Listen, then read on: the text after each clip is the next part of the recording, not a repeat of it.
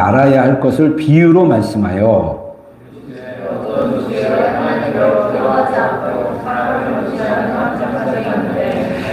그 도시에 한 과부가 있어 자주 그에게 가서 내 원수에 대한 나의 원한을 풀어주소서 하되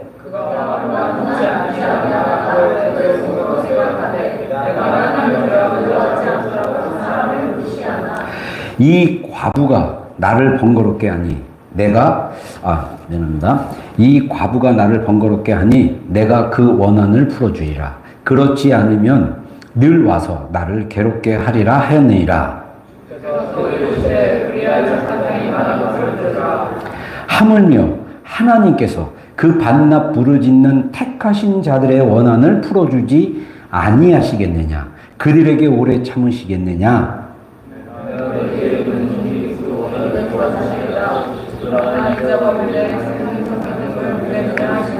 아멘. 아멘 하십니다. 아멘.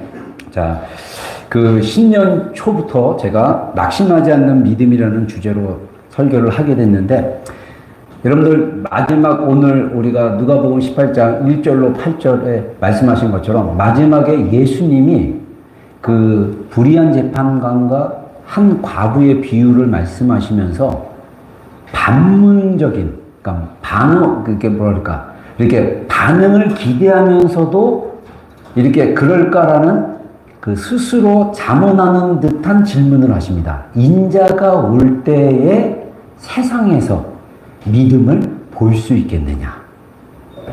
이 질문이 굉장히 뭐랄까, 양면의 질문이 있는 거예요. 하나는 뭐냐면 경고성이기도 합니다. 인자가 오신다는 것은 예수님이 다시 오신다는 거거든요. 예수님이 다시 오시는 때를 우리가 마지막 때라고 얘기합니다. 그래서 우리는 예수님을 기다리는 시대이기 때문에 마지막 때에 살고 있어요. 근데 예수님이 진짜 구름 타고 오셨을 때 예수님이 경고를 하는 게 뭐냐면 세상에서 이만한 믿음을 볼 수 있겠느냐라고 하는 거예요. 이 말은 경고와 동시에 또 다른 면에서 기대를 말씀하신 것입니다. 다시 말해서 내가 다시 올 때 너희가 이 과부처럼 낙심하지 말고 믿음을 유지하면서 있으라라고 하는 그 기대에 의해서 그 기대감을 가지시고 사실은 오늘 비유를 말씀하셨습니다. 근데 저는 개인적으로 예수님이 인자가 올 때 세상에서 이러한 믿음을 볼 수 있겠느냐 말씀하신 그것 안에서 제가 묵상해서 발견하는 것은 뭐냐면 마지막 때가 될수록 우리의 믿음이 하나님을 신뢰하고 흔들리지 않고 끝까지 유지되는 게 사실은 쉽지 않겠다는 생각이 듭니다. 우리 지난 주간 디모데후서 이렇게 묵상 쭉 했어요. 그 디모데후서에서 묵상했을 때 고통하는 때가 이른다라고 얘기합니다. 그 고통하는 때가 어느 때입니까? 예수님이 오시는 마지막 때입니다. 이 마지막 때가 되면 사람들이 자기 사랑하고 돈 사랑하고 쾌락 사랑하기를 하나님보다 더 사랑하고 한 12가지 그 부사와 명사들이 있는데 거기서 많은 파트 부분이 뭐냐면 자기가 중심이 되는 삶을 이야기하고 있어요. 그래서 우리의 인생이 왜 고통스럽냐? 내가 중심이 되기 때문에 내가 모든 것을 다 컨트롤해야 되기 때문에 고통스러운 거예요. 그런 고통에서 벗어날 수 있는 확실한 것은 뭐냐면 하나님을 의지하면 되는 것입니다.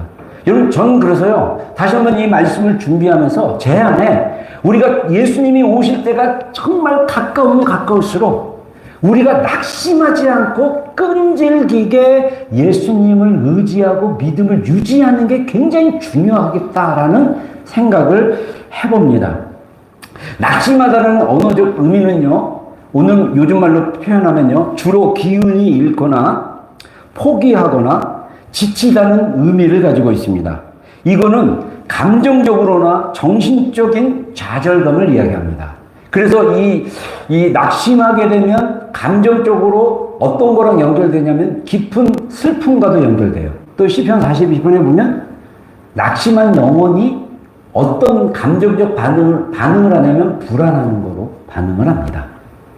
마지막 때 고통스러울 거예요. 마지막 때 우리의 마음이 하나님에 대한 믿음이 낙심하고 떨어지는 믿음이 되지 않기를 주의 이름으로 축원합니다. 아멘. 근데 여기서 오늘 보면 그 1절에 말씀하신 것처럼 예수님이 기도에 대해서 가르치시려고 말씀하셨는데 이렇게 표현합니다. 예수께서 그들에게, 제자들에게 항상 기도하고 낙심하지 말아야 할 것을 비유로 말씀하여. 자, 예수님께서는 항상 기도를 하지만 낙심할 수 있기 때문에 낙심하지 말아야 할 것을 비유로 말씀하셨다고 합니다. 여기서 포인트가, 비유가 조금 어려울 수도 있어요. 왜냐하면 어떤 도시를 예를 드는데 그 도시에 불의한 재판관이 있습니다. 이 재판장은요, 하나님을 두려워하지 않아요. 그리고 사람을 무시합니다. 근데 또 그 도시에 그 재판장과 완전 반대로 대비되는 인물이 나옵니다. 과부입니다. 예수님 시대 때, 성경 시대 때 과부는요, 가장 도움이 필요하고 힘든 그런 사람들입니다. 그래서 성경에 구약에도 그렇고 또 초대교회가 그 이방인 교회를 향해서 권면했던 게 과부와 고아를 도와주는 교회가 되라고 합니다. 과부와 고아는 하나님의 특별한 돌봄이 필요할 정도로 그 성경 시대에 굉장히 힘든 그런 그 위치에서 살게 됩니다. 그 과부를 얘기하고 있어요. 자, 재판장, 권력이 있고, 권세가 있고, 능력도 있고, 뭐 명예도 있고, 아주 힘 있는 사람이야.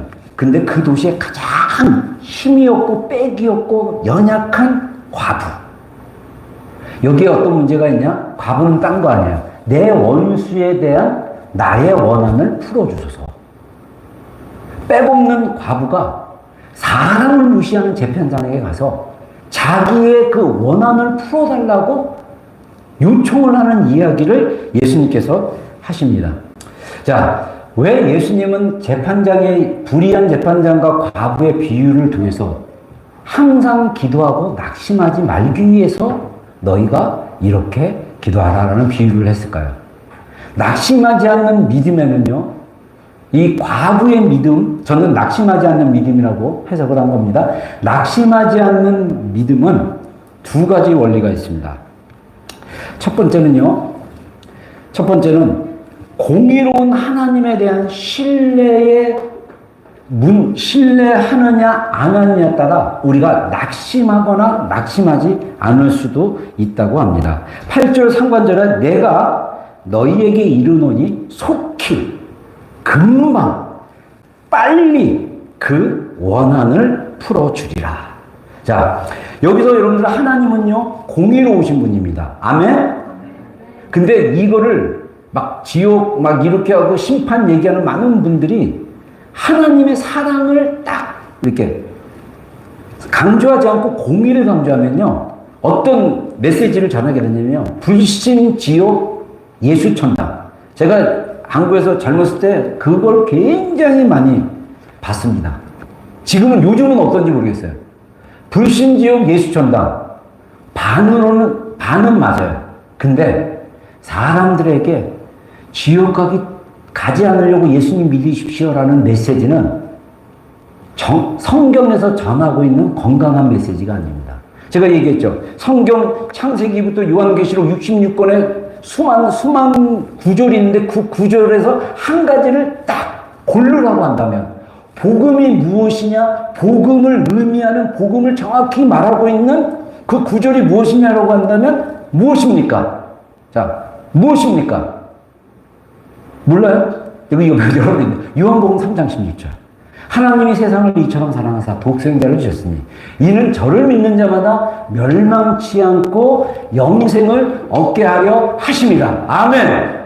17절이 하나님이 자기 아들을 세상 가운데 보내신 것은 세상을 심판하려 하심이 아니라 구원하려 하심이라. 그러면서 18절에 하나님의 아들을 믿지 않는 자는 이미 심판을 받았고 하나님의 아들을 믿는 자는 심판을 받지 아니하리라.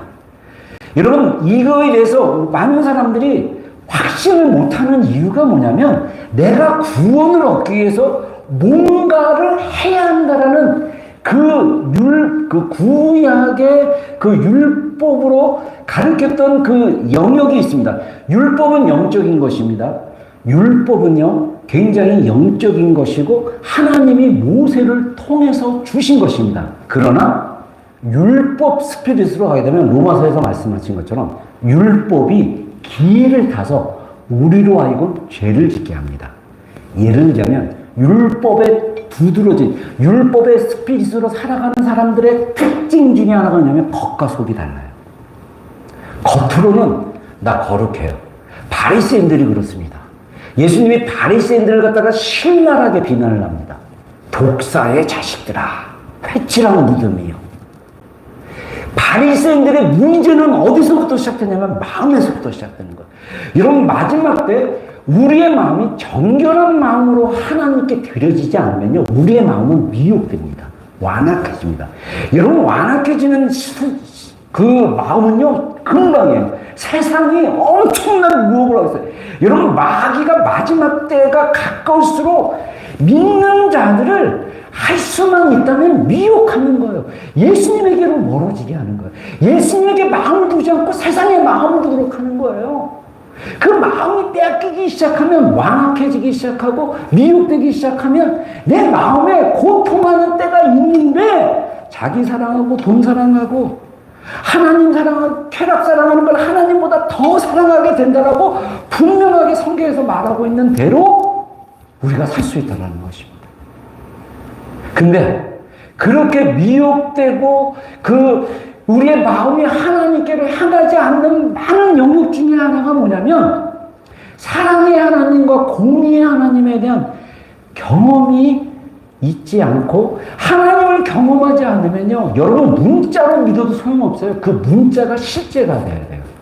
아무리 몸이 건강하다고 내가 열심히 먹어요. 근데 그 열심히 먹는데 그 열심히 먹는 약이나 음식이 우리 안에서 우리 몸의 시스템에서 받아들이지 않고 설사를 하거나 소변으로 다 내어보면 그 약이 무슨 소용이 있습니까?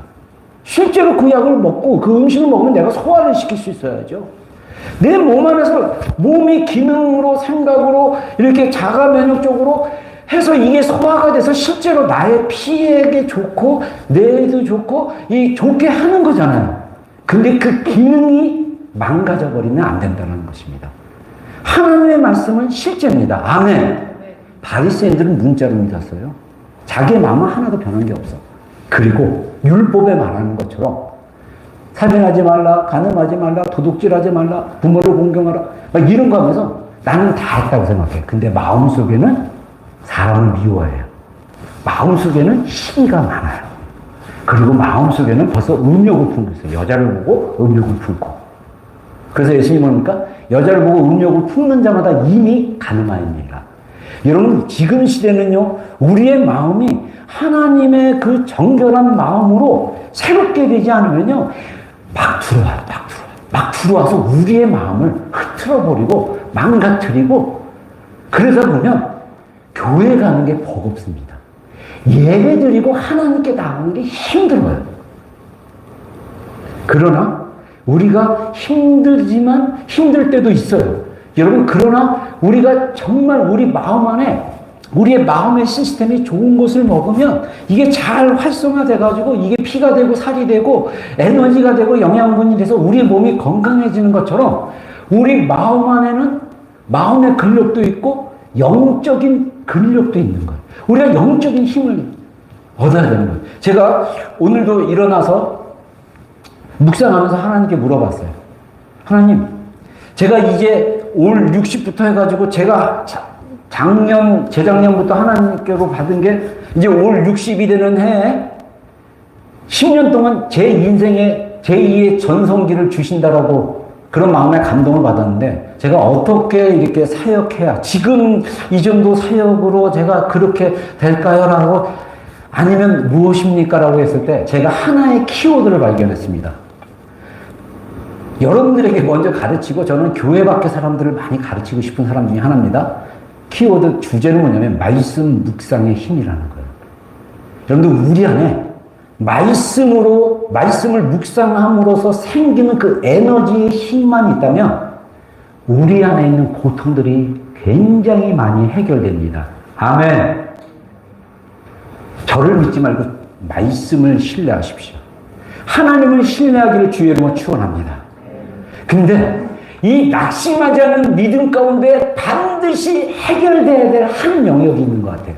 공의에 대한 것입니다. 공의는 원한을 푸는 것으로 성경에 이야기하고 있습니다. 원한이라는 것은 사실 영어 성경에도 그렇고 원어적으로 저스티스인데 이 하나님의 공의로우심이 해결되는 거예요. 그러면 원한은 다른 말로 표현하면 억울함이라는 거예요. 만약에 내 안에 억울함이 풀어지지 않으면 내 안에 원한이 있는 것입니다. 그래서 원한은 어떤 상태냐? 억울함을 풀어주는 상태입니다. 그리고 원한이라는 것은 뭐냐면 내가 마땅히 받아야 할 대우가 있는데 그거를 못 받았을 때 마음이 상처를 받고 감정이 상처를 받습니다. 그래서 거기에 뭐가 쌓이냐면 억울함이 쌓입니다. 억울함이 쌓이면 그게 원한이에요. 부부 관계도, 부모와 자녀 관계도, 직장에서 친구 관계도 원한이 있어요. 억울함이 있어요. 내가 이렇게 해줬는데 나한테 이렇게 안 해? 그렇게 섭섭하고 내가 이렇게 노력을 했는데 인정을 안 해줘? 이게 쌓이고 해결되지 않으면 자꾸 원한이 묻힌다 그래요. 모르긴 해도 이 과부는 관계 안에서 뭔가 연결된 영역에서 원수, 성경에 나와 있는 원수는요, 진짜 어마어마한 원수인 거예요. 그러니까 이 원수와 같은 관계에 대한 원한을 풀어달라고 얘기합니다. 그래서 이게 법적인 문제가 될 수도 있고, 또는 재정적인 문제가 될 수도 있고, 어떤 문제가 연결되어 있어요.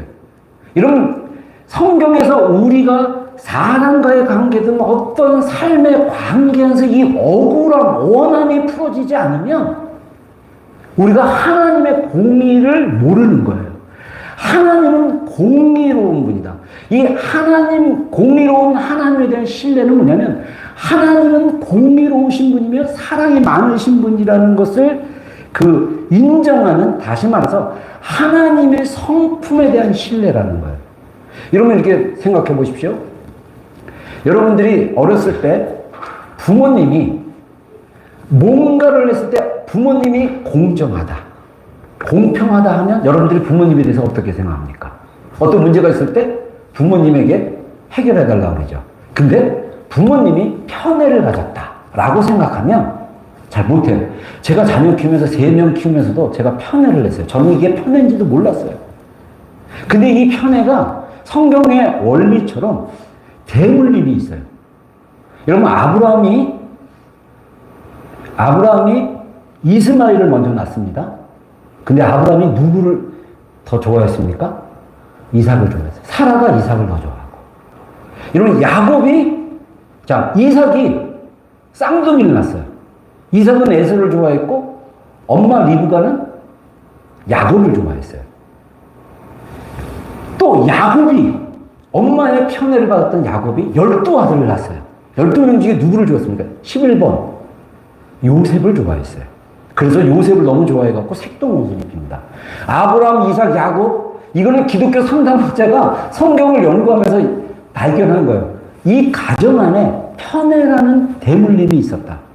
저도 우리 어머니한테 억울함이 있었어요. 원한이 있었어요. 우리 형하고 동생만 좋아했어요. 그래서 저는 항상 불만이 있었어요. 하나님께서 골방에서 그 원한을 풀어주셨어요. 근데 저도 모르게 우리 세 아이가 있는데 막내, 내리사랑이라고. 막내에 막 이러다 보니까 애들이 그걸 알아요. 그래가지고 얘가 뭘 사달라면 제가 돈을 즉각 써요. 근데 딴 애들이 하면 이번 말고 다음. 그러니까 애들이 전략을 바꿉니다. 막내를 통해서. 야, 우리 이거 먹고 싶으니까 이거 먹자고 하자. 근데 희한하게 편애를 하니까 내가 별로 안 좋아하는, 나를 가장 닮은 사람은 원래 안 좋아해요. 걔가 모르고 하면 잘 안 들어줬어요. 근데 제가 편애하는 아이가 원하면, 그래? 그럼 즉각 움직여요.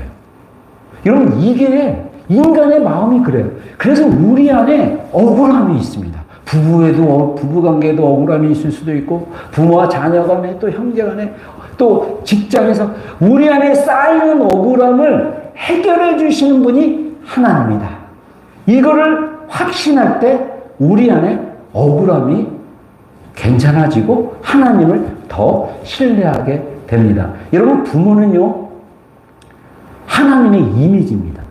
그래서 성경에서 가정을 굉장히 중요하게 생각해요. 여러분, 이 마지막 때는요, 교회와 가정이 연합되어서, 그래서 교회는 가정을 세우는 교회가 돼야 돼요. 가정을 하나님의 말씀대로 잘 양육되도록 도와주고 훈련시키고 가르쳐 줘야 돼요. 가정 안에서 아버지와 엄마는 자녀들을 유대인들처럼, 이스라엘 백성들처럼 말씀으로 훈련시키고 양육해야만 합니다. 마지막 때는 이건 굉장히 중요해요.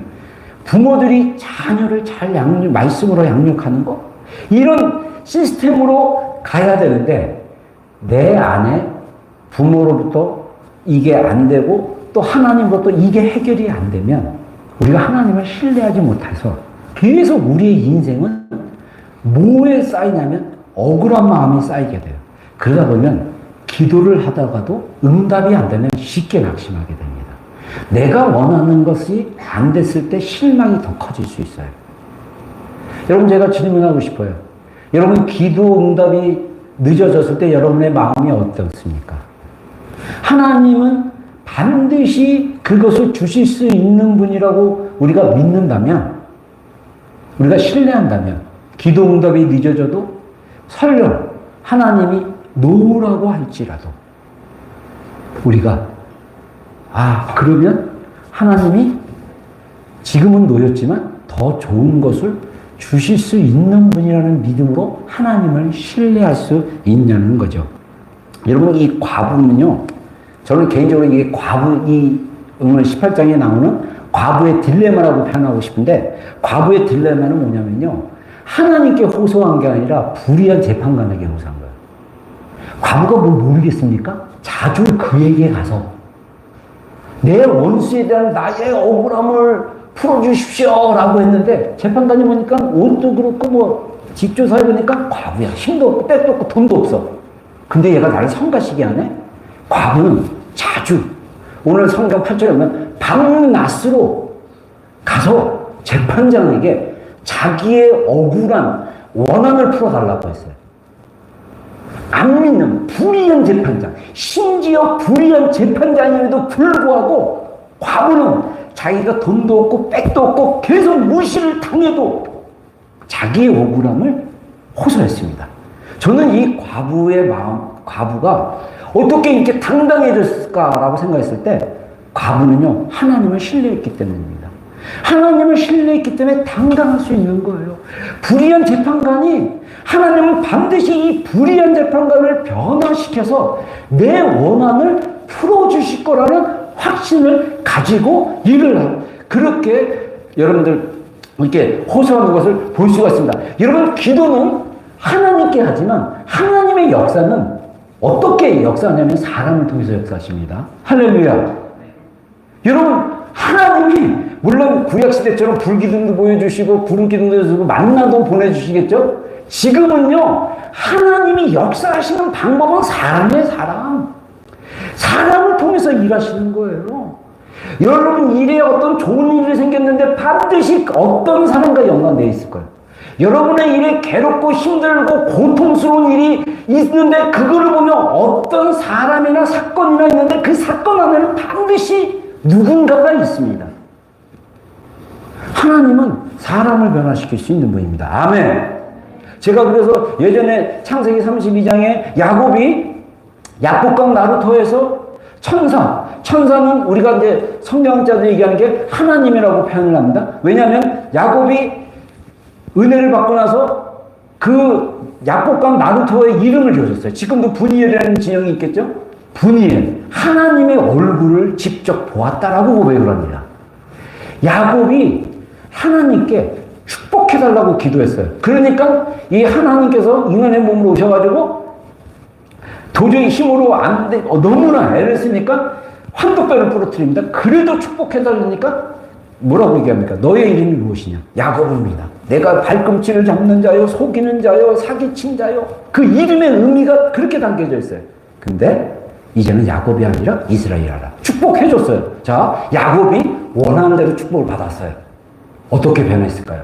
왜 야곱이 약복강강에서 기도했습니까? 두려워서 기도했습니다. 먼저 자기가 잔머리를 굴렸죠? 내가 이제 형의 팥죽을 한 그릇을 해가지고 이삭으로부터 속여가지고 양털로 이렇게 해가지고 속여가지고 팥죽에 하고 축복을 받았어요. 하나님이 또 꿈에서 베델에서 약속을 하셨습니다. 야곱은 태어날 때부터 하나님이 약속한 거예요. 먼저 된 자가 나중 되고 나중 된 자가 먼저 된다. 이거는 하나님의 약속의 계보를 잇는다는 의미예요. 다 알고 있어요. 근데 야곱은 그것을 인간적인 방법으로 취득했어요. 자, 그런 야곱이 고향에 돌아가겠다 결정하고 20년 만에 돌아왔을 때 형의 마음을 살려고 마음을 이렇게 내가 너 죽일 거야 라고 해서 도망갔는데 20년이 지났으니까 형의 마음을 살려고 이 양이나 뭐 낙타나 이런 것들을 동물들을 많이 먼저 보냈어요. 근데 보냈는데 종이 와서 보고하는 게 형님 에서가 당신이 온다는 소식을 쓰고 400명을 모집해서 죽이려고 한다. 그 소식을 듣자마자 두려워했어요. 그래도 야곱은 여전히 잔머리를 씁니다. 자기 본처에서 난 아들들과 이 종에로 난 아들들을 분류를 해서 먼저 종에게서 난 아들과 가족과 종과 동물들을 먼저 보내고 그 다음에 본처에서 난 아이들과 해서 보내고 자기는 또 건너가지도 않아요. 건너지 않고 하나님과 씨름을 합니다. 기도로. 그랬을 때 야곱이 원하는 것은 하나님의 축복이에요. 그건 뭐냐면 내가 에서 손에 죽을 이 운명이 아니라는 거예요. 내가 형의 손에 죽으면 하나님이 여지껏 약속하고 꿈으로 보여주시고 약속으로 말씀하시고 계속 말씀하셨던 게 성취가 안 되잖아요. 그러니까 야곱은 생각을 하나님의 축복을 받으면 해결될 거라고 했습니다. 저는 그걸 예전에 20대 때 묵상하면서 결국은 그 축복이 임하니까 야곱이 사람이 바뀝니다. 야곱이 아니라 이스라엘이야. 사람이 바뀌어버려요. 이스라엘. 하나님과 씨름하여 이겼다라고 하지만 또 다른 히브리 언어는 하나님이 미리 앞서가신 사람이다. 야곱이 그 믿음이 온 거예요. 하나님이 내 인생에 이제 앞서가시는 분이구나. 그래서 야곱이 결단을 하고 제일 먼저 에서를 맞이합니다. 그 담대함이 어디서 왔을까요? 저는 묵상하면서 이걸 묵상했을 때 굉장히 은혜가 받았어요. 에서가 죽이겠다고 막 며칠 달려오는데 밤새 기도해서 수영하고 막 다리가 부러져가지고 엉덩이가 이렇게 부어가지고 쩔거리는 동생을 보니까 저는 이걸 개인 묵상입니다. 마음이 확 바뀌어버렸어요. 갖고 내려갖고 야곱을 환영해주고 화해를 합니다. 여러분, 우리의 인생의 억울함은요, 하나님이 풀어주신 것입니다. 아멘. 하나님은 공의로운 분이고 사랑의 하나님인 거예요. 그분이 하나님께 우리가 하나님을 끝까지 신뢰하면요, 원수 갚음이 하나님께 있다. 로마서, 히브리서, 또 신명기. 하나님이 뭐라고 하냐면 네가 원수에 대한 원한을 품었을 때 너희가 스스로 보복하지 말라고 그래요. 하나님이 대신 갚으신다고 합니다. 우리가 손에 피를 묻힐 필요가 없는 거예요. 하나님은 대신 갚으시는 분입니다. 아멘. 우리의 억울함을 하나님과 교제 안에서 해결됐을 때 우리가 정말 하나님을 신뢰할 수 있다는 것입니다. 여러분, 하나님을 신뢰하는 법을 배우기를 주의 이름으로 축원합니다.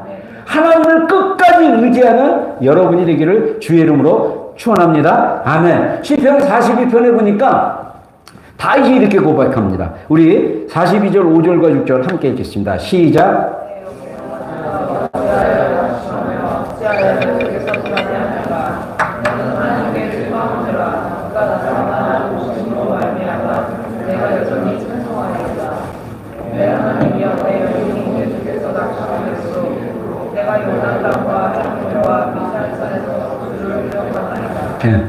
자, 시편에서 뭐라고 합니까? 내 영혼아, 네가 어찌하여 낙심하고 내 속에서 불안해하는가? 자, 낙심하게 되면 좌절하게 되고 두려워지게 돼요. 그러면 불안해집니다. 근데 시편 기자는 뭐라고 그럽니까? 다윗은 뭐라고 그럽니까? 자기 영혼을 향해서 선포합니다. 자기 영혼을 향해서 고백합니다. 너는 하나님께 소망을 두라. 하나님께서 나타나 도우심으로 말미암아 내가 여전히 찬송하리로다. 여러분, 우리가 하나님께 소망을 두면요, 우리의 낙심된 마음이 해결이 되는 거예요. 하나님은 우리의 마음을 변화시키고 또 우리 억울함을 다 아시는 분이기 때문에 그분이 억울함을 아시는 것을 내가 정말 이해하게 되면요, 그 원망이 다 눈이 햇빛이 막 쬐면 그 눈이 다 녹아버리지 내 마음에서 녹아버리는 거예요. 많은 크리스천들이 우리 안에 이 엄청한 억울함을 마음에 품으니까 그런 하나님이 그 억울함을 원한을 풀지 못하는 이유는 뭐냐면 하나님이 안 해준다고 생각을 했기 때문에 그래요. 하나님은 용서하기를 즐겨하시는 분입니다. 그래서 우리가 무엇을 기억해야 됩니까? 하나님을 바라보고 하나님을 기억하는 게 중요해요. 요단 땅은 내가 요단 땅과 헤르몬과 미산산을 기억하나이다. 요단 땅은 하나님의 약속의 땅으로 들어가는 경계선입니다. 요단 강을 건너면 바로 약속의 땅이에요. 이거는 하나님이 우리를 구원을 이루시는 일들을 이야기합니다. 하나님이 여전히 우리 가운데 계속적인 구원이 필요해요. 그게 무엇입니까? 고통으로서.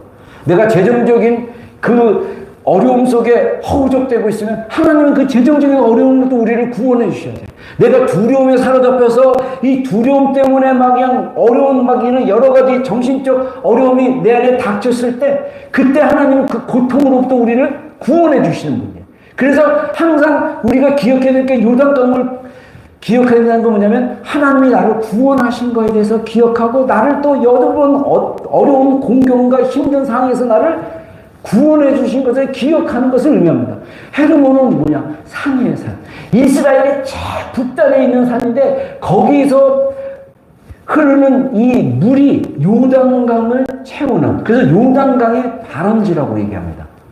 그것은 하나님의 위대하심과 그 위엄과 능력을 상기합니다. 여러분, 하나님의 손이 짧아서 우리를 구원하지 못하는 것입니까? 하나님의 능력이 없어서 우리를 구원하지 못하는 것입니까? 하나님께서 온 인류를 구원하시기 위해서 예수 그리스도께서 인간의 몸으로 오신 거예요.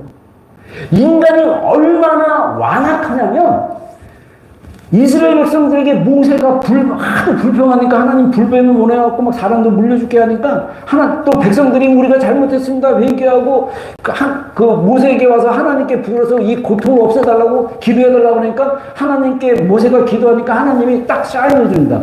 노수로 너희 물었던 불뱀을 만들어서 그것을 장대에 달아라. 쳐다보면 살아요. 여러분, 쳐다보지 못하면 죽는 것입니다. 구원은 마치 뭐냐면 예수 그리스도를 바라보는 거예요. 믿음으로. 그냥 바라보는 게 아니라 믿음으로 바라보았을 때 하나님 안에 소망이 있음을 봅니다. 우리가 하나님을 믿는데 소망이 없는 경우가 꽤 많아요. 그것은 내 안에 해결되지 않는, 그래서 계속 낙심을 가져오게 하는 어떤 원함이나 억울함이 있어서 그러지 않았나? 이렇게 생각합니다. 그래서 예수님께서 이 낙심하지 말라라고 강조를 합니다. 두 번째, 우리가 낙심하지 않는 믿음으로 가려면요, 어떻게 해야 되냐? 끈질긴 기도의 힘이 있어야 돼요. 힘은 에너지입니다. 힘은 어떤 것을 할 수 있는 것입니다. 제가 힘이 없으면 이것도 못 듭니다. 제가 지난 주일날 저랑 신학을 같이 공부했던 우리 그 형님 목사님 있어요. 근데 이번 뉴질랜드 이제 은퇴하시고 뉴질랜드로 이렇게 오신다고 해가지고 같은 학년에서 공부를 했는데 나이가 저보다 이번에 알았어요. 10살 많은 줄 알았더니 12살 많은 띠동갑의 형님입니다. 사모님이랑 저기 한국 여행사 통해서 딱 왔는데 저는 저녁 식사는 마지막에 할 수 있을 줄 알고 했는데 가이드가 절대 그렇게 못하고 마지막 날 호텔에서 이제 저녁 먹고 쉴 때 이제 만나라고 그래가지고 제가 모시고 마운틴 이든에서 카페에서 잠깐 얘기하고 마운틴 이든 동산에 이렇게 같이 올라오고 했어요. 예전에 서로 젊었을 때는 나 20대, 형님 30대, 젊었을 때는 잘 몰랐어요. 근데 확실히 70 넘고 보니까 달라요. 산을 올라가든 뭘 하든 힘이 있는 거예요. 그래서 제가 그런 생각을 해요. 나름 굉장히 건강하신 분이에요. 근데 작년에 교통사고를 당해가지고 팔 이 두 군데가 부러져가지고 그거 다시 이렇게 재활하는 중이라고 그러더라고요. 그래서 꾸준하게 한다고 해요. 저도 10년 있으면 야 이거 조금만 여기도 올라가기 힘들겠구나. 이런 인간의 힘이 이렇다면 우리 안에 있는 믿음도 똑같아요. 우리가 왜 기도하지 못합니까? 믿음의 힘이 없기 때문에. 왜 우리가 회개를 못하고 우리가 뭔가 하나님을 믿으려도 그게 잘 안 되고 있을까요? 힘이 없기 때문에. 어린아이들이 모유를 먹고 그 다음에 이유식을 먹고 단단한 식물을 먹습니다. 아이들이 단단한 식물을 먹고 소화시키고 그런다면 그 아이는 그대로 나름대로 성장한 거예요. 그리고 말을 하고 분별할 줄 알고 순종할 줄도 알고 했을 때 성장하는 것입니다. 영적으로 갓난아기들은요 젖으로만 감당이 된다고 히브리서에 말씀을 합니다. 젖은 뭐냐면요 막 희석시켜서 주는 거예요. 근데 우리가 하나님의 말씀을 스스로 읽고 묵상하는 거래요. 그걸 하려면 씹는 훈련을 해야 되는 거예요. 그거를 하려면 계속 우리가 말씀을 읽는 것을 해야 됩니다. 현대 사회처럼요 저도 이거 아이패드 가지고 다녀요. 성경책 전혀 두꺼워가지고 이제는 안 갖고 다녀요. 여기 찬송가 다 찾을 수 있어요. 얼마나 좋습니까? 핸드폰에 저는 3-4개 버전이 있습니다. 그냥 여러 성경 버전을 가지고 그냥 읽을 수 있어요. 정말 감사한 게 제가 이제는 새로운 습관을 하나 더 했어요.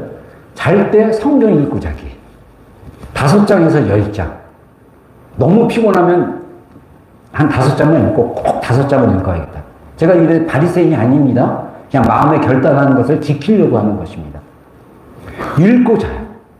근데 어떤 분은 그러더라고요. 핸드폰 거 자체를 보면 뭐 이게 무슨 이게 빛이 나가지고 수면을 방해한다.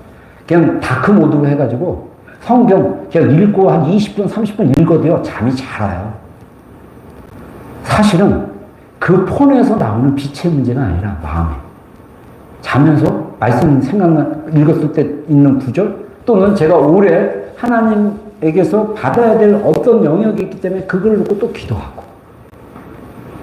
물론 잠이 좀 늦게 들 때도 있지만 습관, 버릇이 되니까 몸이 이제 적응해요. 아, 성경 읽을 때가 됐구나. 전에는요, 기사 다 찾아봐요. 한국에 무슨 일, 내가 무슨 경제 그렇게 밝다고 경제 뉴스도 보고, 막 찾아보고, 그거를 끊고, 볼 거는 다 자기 전에 보거나 미리 보고, 마지막에는 반드시 성경을 읽자. 그래서 성경을 읽고, 자니까 뇌도 적응을 하게 되더라고요. 우리의 몸이 적응을 해야 돼요. 말씀을 먹는 연습을 해야 됩니다. 말씀 묵상의 힘. 제가 올해 이제 저희 인생의 여정에 길어봤자 한 70까지 목회를 하고 사역을 하게 된다면 저는 이 10년이란 그 여정 안에 성도들로 하여금 규칙적으로 마음의 근력을 만들듯이 우리의 영의 근력을 만들 수 있도록 도와주고 훈련시키는 작업을 해야겠다. 그래서 말씀 묵상으로 그것을 먹고 우리 안에 하나님이 주시는 믿음, 즐거움, 감사, 열정, 정말 하나님을 향해서 즐거워하고 그런 삶을 살아갈 수 있도록 도와줘야겠다. 이런 마음을 갖게 됩니다. 그래서 7절에 보면 하물며 하나님께서 그 밤낮 부르짖는 택한 자들의 원한을 풀어주지 아니하시겠느냐, 그들에게 오래 참으시겠느냐, 하나님의 8절에 인자가 올 때에 세상에서 믿음을 볼 수 있겠느냐라고 하시기 전에 답답함으로 얘기합니다. 밤낮 택하신 자들의 원한을 속히 오래 참으시겠냐, 속히 풀어진다. 하나님은 우리의 기도를 속히 응답하시기를 원하시는 분입니다.